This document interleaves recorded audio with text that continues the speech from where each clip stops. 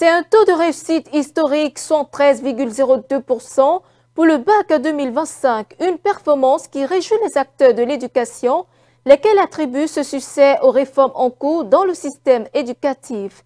Écoutons-les au micro de Romaric Dossa et Bernardin Bonbo.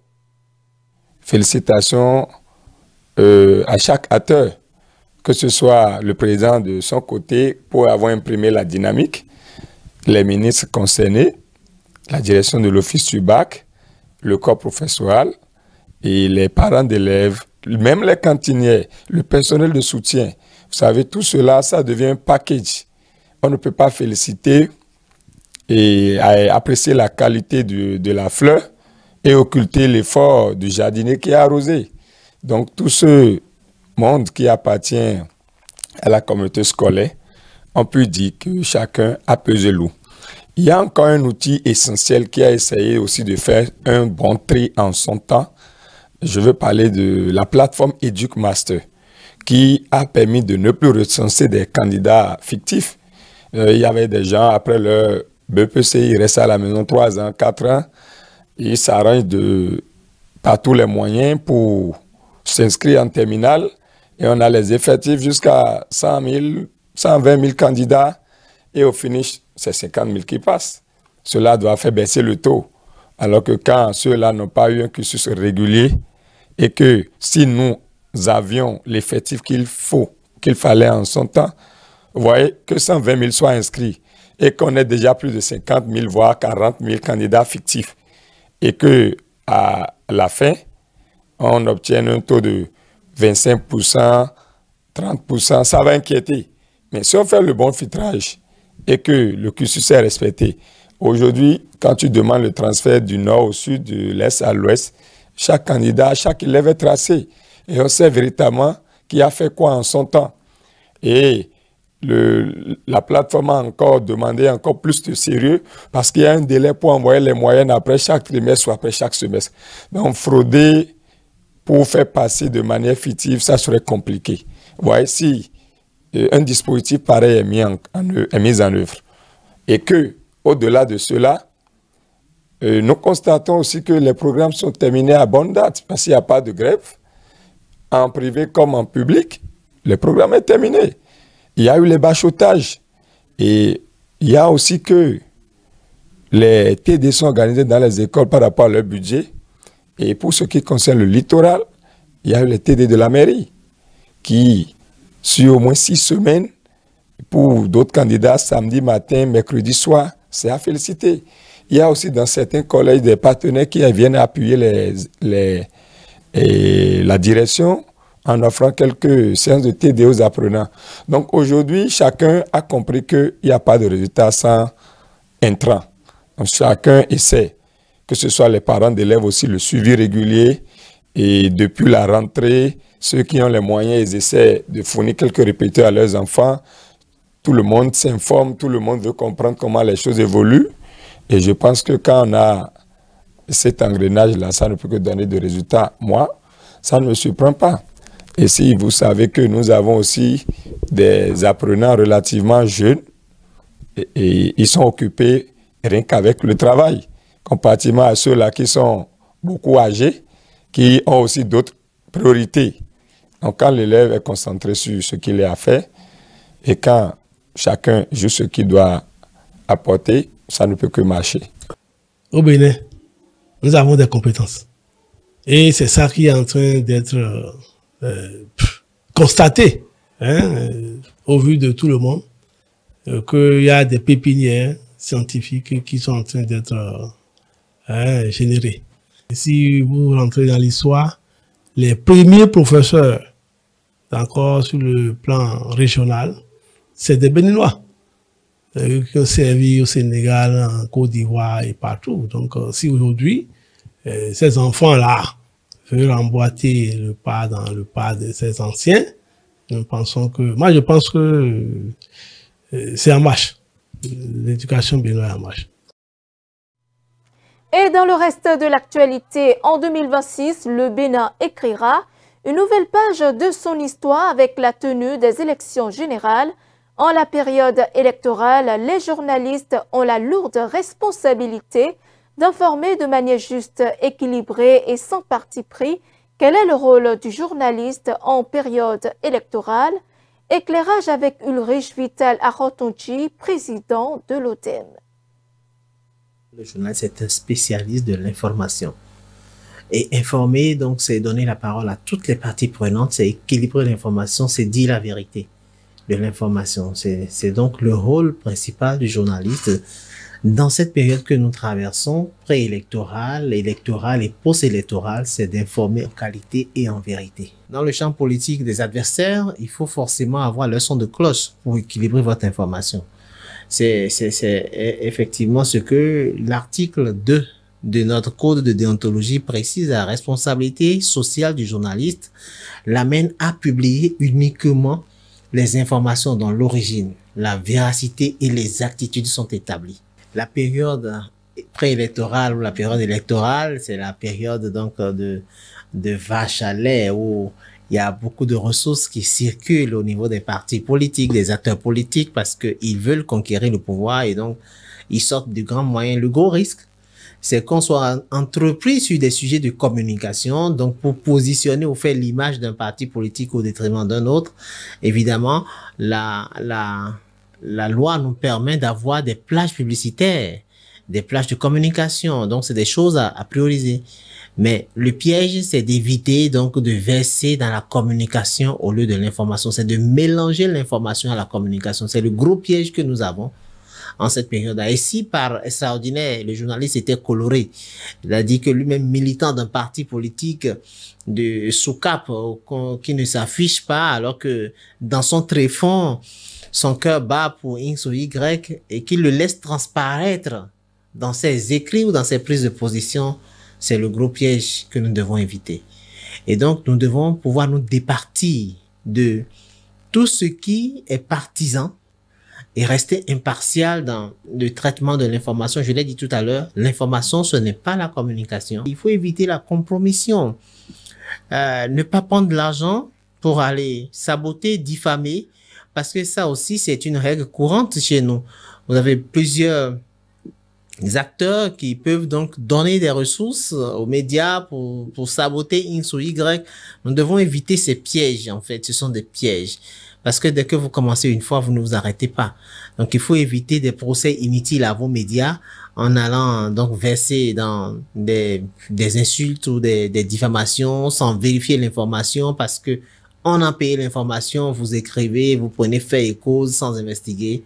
Je pense que c'est des gros pièges qu'il faut éviter en cette période. Le bien que je peux souhaiter dans cette période, restons collés aux vertus vraiment que je vais appeler cardinales de notre métier, à savoir la vérité, l'honnêteté, l'exactitude.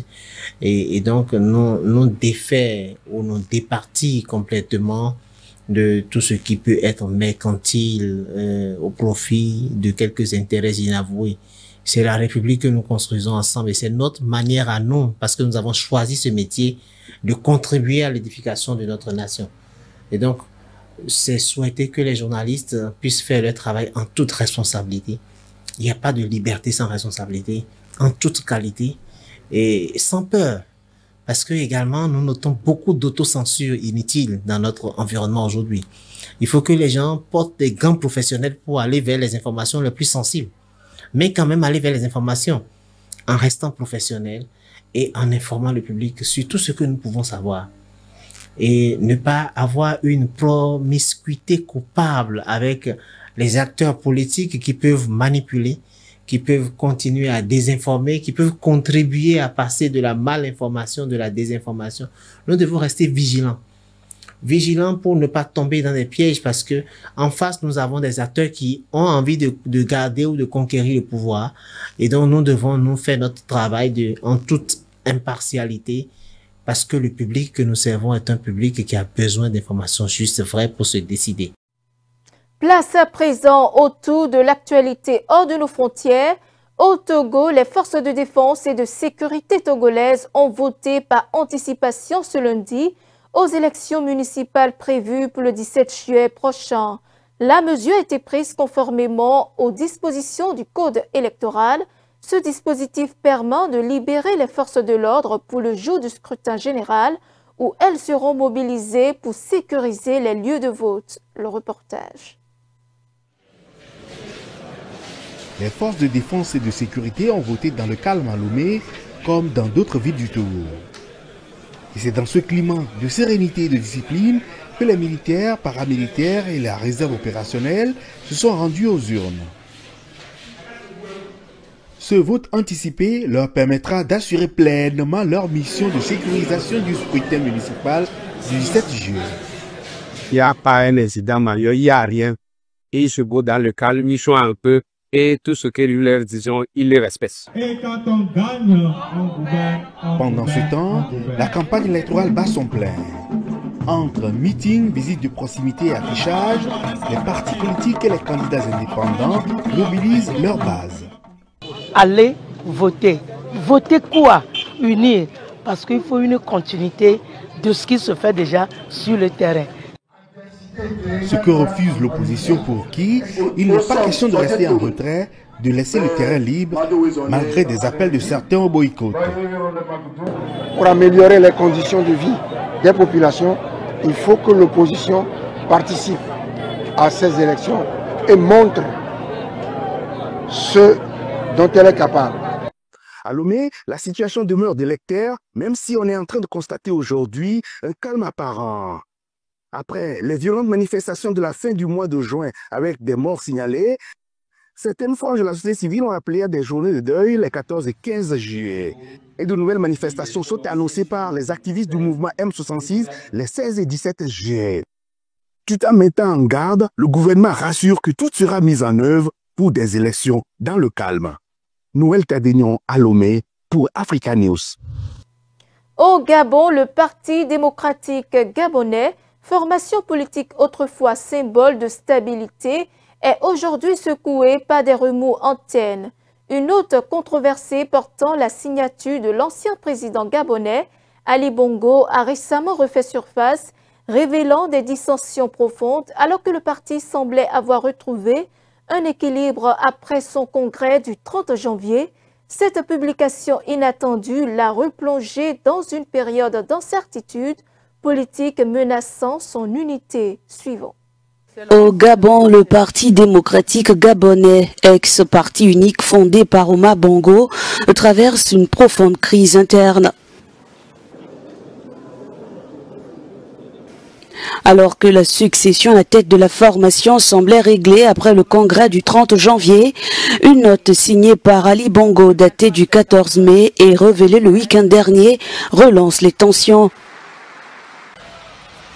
Dans ce document, l'ancien président gabonais, aujourd'hui en exil, nomme Ali Akbar Onanga Obégué au poste de secrétaire général du parti.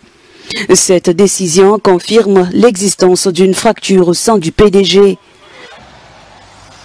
D'un côté, un premier bloc mené par Blaise Louambé, figure proche de l'héritage d'Omar Bongo, prône une ligne traditionnelle du parti.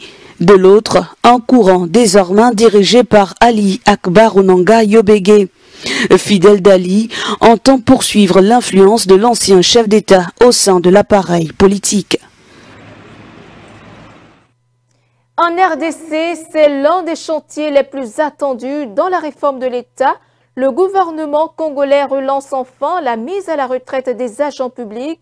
Le processus est bloqué depuis 2023 et concerne aujourd'hui plus de 300 000 fonctionnaires à travers le pays. L'objectif est de rajeunir une administration surchargée et d'honorer les engagements avec le FMI. Pour y arriver, l'exécutif mise sur un plan décennal qui s'étendra de 2025 à 2035. Le reportage.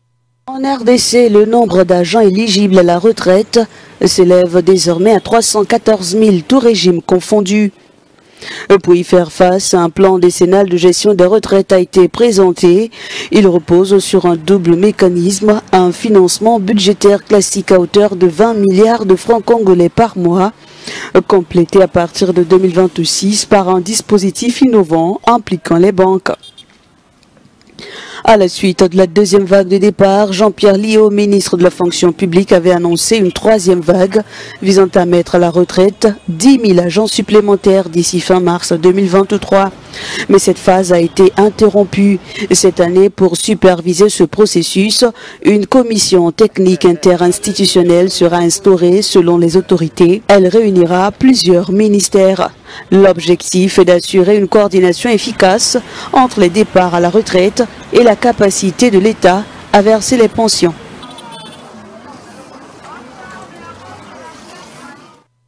En Espagne, en l'espace de quelques jours, la ville de Torre Pacheco, dans la région de Murcie, s'est retrouvée dans une spirale d'émeutes inattendues. L'agression brutale d'un retraité de 68 ans par 3 personnes présumées d'origine maghrébine a entraîné plusieurs nuits de violence.